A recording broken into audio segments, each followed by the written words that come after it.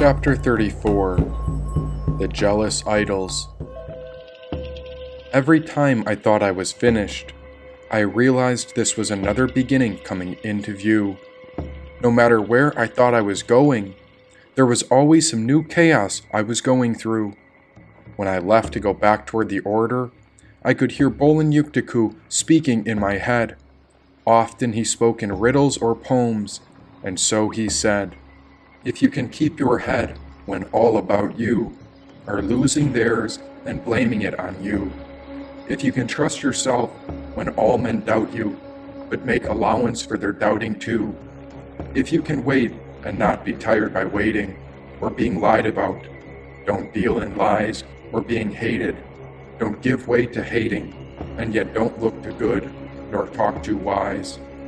If you can dream and not make dreams your master, if you can think and not make thoughts your aim, if you can meet with triumph and disaster and treat those two impostors just the same, if you can bear to hear the truth twisted by knaves to make a trap for fools, or watch the things you gave your life to broken and stoop and build them up with worn out tools, if you can make one heap of all your winnings and risk it on one turn of pitch and toss and lose and start again at your beginning and never breathe a word about your loss, if you can force your heart and nerve and sinew to serve your term long after they are gone, and so hold on when there is nothing in you except the will which says to them, hold on.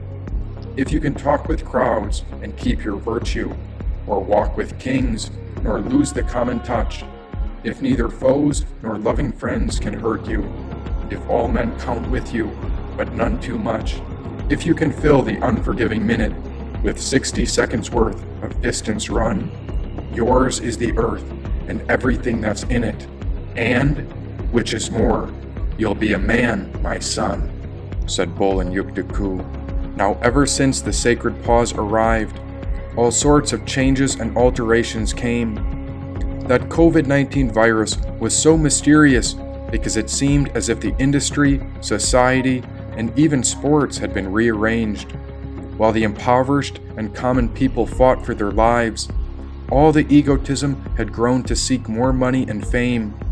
COVID-19 propelled some of us into our spiritual centers, while the jealous idols were out to make more money, gain more recognition, as if this experience was only a game. What do I make of this, Bolan Yuktiku? The chaos keeps building up ever since COVID-19 came, and I don't know what to do. Be one with the people. Be just as you are. We are called to exist within this moment. Don't let the past or future pull you near or far. For who are you? You are with me and part of a great plan. No different than any other being. You are a fellow common man, he said. Choice after choice. I'd live each day while I struggled to stay employed. I could barely fit myself into this system, but I knew Bolan Yuktiku listened through all this noise. Everywhere I went, it seemed as if the world was fast asleep. Everyone sold and bought whatever could be traded to make more and more money. Then the next day, the same cycle would repeat.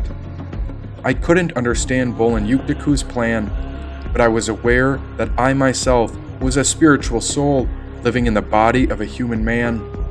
I am not better than anyone, because I knew that we are all part of the spiritual center from which creation began.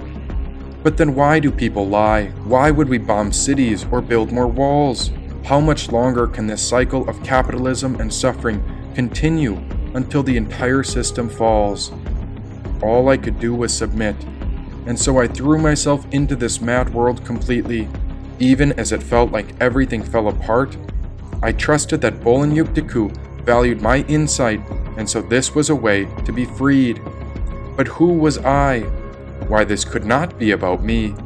This was about the liberation of all beings, and so I would continue on until all beings were free. To try to remain awake in this world is like being aware when you're asleep within a dream. It's so easy to get sucked into your desires and selfish thoughts, and so the awakened nature cannot be understood by ego schemes. There is always a lure, something trying to hook us and pull the mind space in. At every turn in this materialistic world, there is something or someone trying to tell you where you fit in.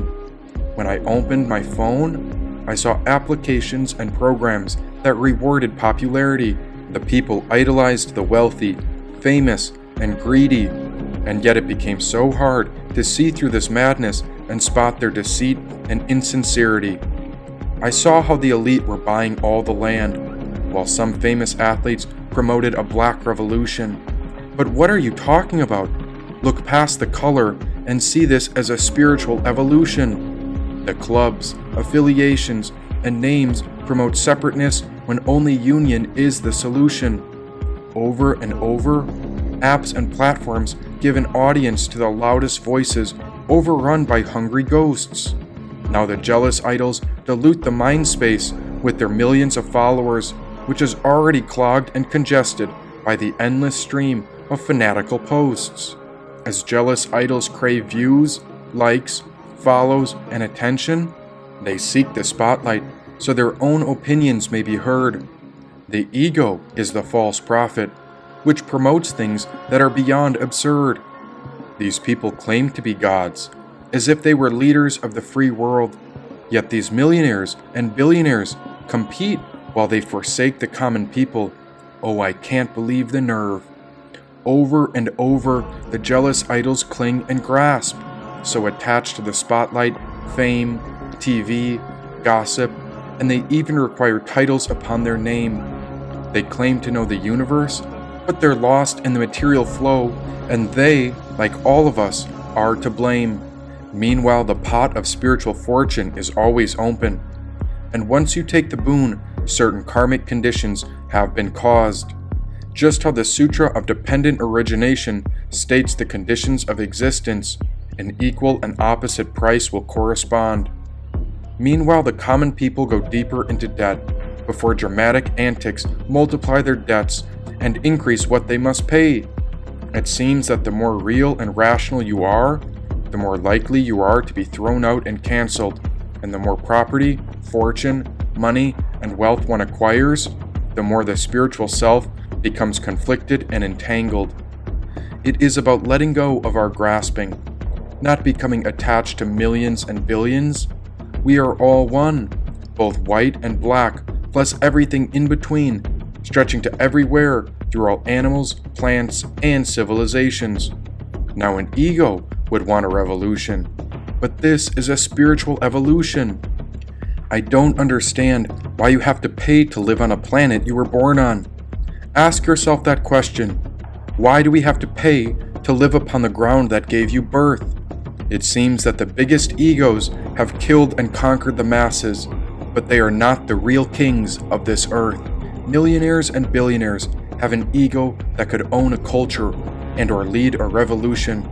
But the ways of ego is delusion. It is concerned with their reputations, and this is why they were caught in the confusion of the ignorant illusion. How can we compare athletes or artists to God? Without a Holy Spirit, no baskets, touchdowns, home runs, books, or paintings would be made. Zoom out and see how quickly one man will die, for it matters not what you gained or how you were paid. Now every person is born with a genius, and it's up to the individual to find what that genius is about. But no credit can be given to the individual, for that is what ego clinging is all about. Anyone who needs a title upon their name makes me suspicious.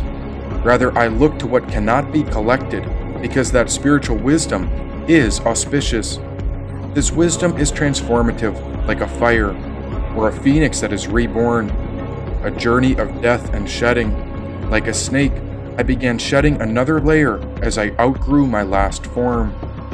Now a fire rose up from within, and this Tumo was the goddess of heat and passion, rising through the layers of the spiritual soul, and whatever I clung to was burned and labeled as grasping. And this is why I needed to be barefoot. If this energy can't be grounded, then I'd lose my mind and go unconscious or insane. Jesus walked barefoot. That way, his awakened mind could stay sane. Stay grounded to the earth. Be gentle with the land and your feet. This is the land which our ancestors gave to us. This is not for one group or the other. It is not for a few or the majority. Life upon this earth is sacred and must be looked after accordingly. We are spiritual beings having a human experience, and only an ego wants to rewrite history so it suits a particular face or race. Yet the disillusioned cannot see what lives within, and so only a jealous idol would rally their followers as if they were out to compete and win a race. The ego can be such a disgrace, but it is only clouding what is bright and luminous within. That source called God has been passed on to you, and this is where suffering ends before healing begins. Who is God? I asked Bolan Yuktiku. Neti Neti, he said. Huh? Not this, not that. The unknowable cannot be known. No individual can fathom the infinite as something exact, said Bolan Yuktiku. So there is a God. He smiled and laughed. God is. God is where? There, he said. In the air? So he's not a millionaire, and she's not a billionaire. But then where? Now I began to stare, and he pointed at the sun as if that light was aware. Up there? Who dare? Savitar, the king of the four directions, said Bolan Yuktiku. A king? What king? Everywhere I look online are ignorant pop stars and personalities trying to shift the mind space to distract awareness and change how the commoners think. The online world seems lost and unstable, while tension and chaos keep building. Now the rich millionaires and billionaires sit back in their mansions, controlling the markets, while the poor commoners endure mass shootings and killings. This is not about black or white, nor is it about creed, gender, or any certain race. This is about who's willing to put their own skin in the game in order to offer themselves up to relieve the suffering of all beings and free the burden of our karmic fate. These jealous idols seek control, but the common people cannot relate. O Bolan Yuktiku, when will this chaos end? Teach us the path so that the righteous can set the record straight. Journey within. God is beyond what a jealous idol could think. Why not come back to who you are, even at the edge of America, and then everything will fall in sync, said Bolan Yuktiku. You're talking about who I am? But look at what these jealous idols do. They're so selfish in their desires. They care neither about me nor you. But you, who are you? Said Bolan Yuktiku. I took a minute to think, and Bolan Yuktiku waited while I breathed. No matter where I went, whether I was lost or set on a belief, the cat I called Bolan Yuktiku would not leave. Bolan Yuktiku, I always forget what I know. All that I remember is how I'm here to grow. Other than that, I can't remember who I am, and I'm so lost in this material world, it feels like I can barely see. Oh, have I been damned? Come here and rescue me. But you're already free, said Bolan Yuktiku. But I'm trapped in this world, and these jealous idols manipulate the karmic maze so that no one gets out. They stage this world as if it's a game, and we're thrown into the mix without even knowing what we're playing for or the purpose on what it's about. But all these minds, they are connected into the God of One. Just like you, they hold the same spiritual source that glows like the morning star sun. And every person here is the same source within you. We are all parts of one universal and invisible mind, and the narrative of the mind stream is the reality all life passes through. All these people here are no different than your own spiritual self. Whether they are annoying or jealous, remember how we are all separate aspects of the one true self. Now the self could be viewed like God, so this could be the pinnacle of egohood, the very peak of light so bright. Is this not beautiful and good? As the light shines and makes all life grow, all living life creates a shadow, and this is often what jealous idols forget, because once they pass on, then they'll remember that all they were given is all they have to let go. For I am not this, not that. And so I am the shadow they cast as the fate comes back. What I am cannot be known, but I track their trail like a shadow. And so they come to me to measure their karmic conditions that live beyond the body. For each decision changes the future that is foreshadowed. The way out is there, but it is not something an ego or a jealous idol could find. The answer is like a wild horse, and behind that galloping is the wheel churning within the mind, said Bolan Yuktiku. And what is it about this mind? How did we get so lost, trapped, and confined? We are within the 6 states of existence, and this is the nature of how the layers have been designed. So what else is there to do but to proceed on through? For the only solution is a solution that benefits all beings, including me and you, said Bolan Yuktiku. Well, if only I knew, but I feel there's something I'm supposed to find. And so you're telling me that even these jealous idols are all part of the one universal mind? Yes, by design. Like strands in a blanket, we are all interwoven and aligned. Look at how influence spreads, and so DNA threads are intertwined. This is the Sutra of Dependent Origination, forever cause and effect. Every action grants a reaction. The world came into being through this cycle of karmic conditions, and so we've grown into the beings who are left sensing and surviving. This thread of life is so precious, because if the light goes out, then the shadow is gone and dead. We are called to align this great order with the natural ways of the world, and it begins by changing the ideas in our heads. It's a crisis of 2 things, of consciousness and conditioning. This order has the technological power and the engineering skills to save this planet. But then why is this society crippling? We know how to cure disease and foster health and wellness.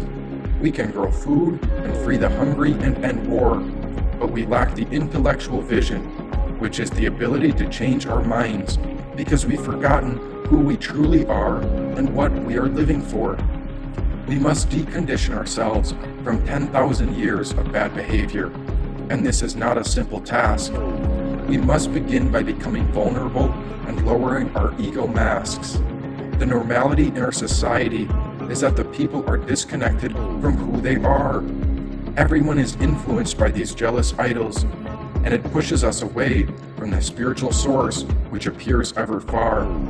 There is a cultural disconnection, but the truth is that there is pure goodness within all of us. This pure goodness is the soul. This is the instinct of the intuition that you've come to follow and trust. This intuitive voice reveals the need to be genuine and authentic, and so the cycle of suffering you're caught in is rigid and systematic, said Bolan Yuktiku.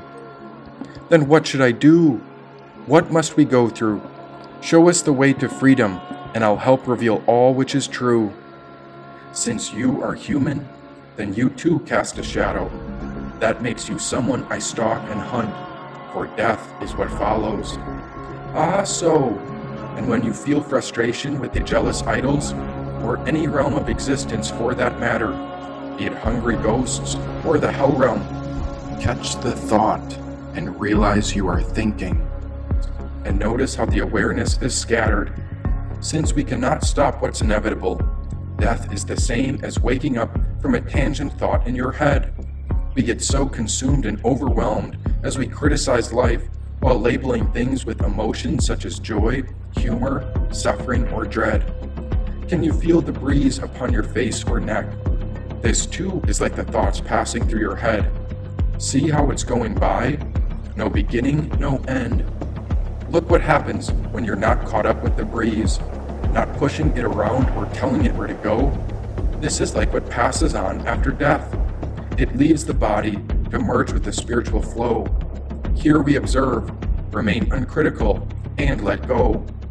While alive, we can fight and criticize, or we can enjoy the weather, emotions, and even the thoughts that rise and fall. You don't have to judge where the breeze goes, just let it pass on by, said Bolan Yuktiku. So I should wait, be still, then cheer up. and I'll avoid judgment and try not to get overwhelmed by emotion or thought. You make it sound so simple, but I promise you, it's not. Then I have a request, and this is one you may find most difficult. I want you to go back into the industry and observe the smartest individuals. What is it that they do? How do they navigate this world and the mind? Go to work in automation, and after you do, meet me at the medicine wheel and tell me what you find, he said.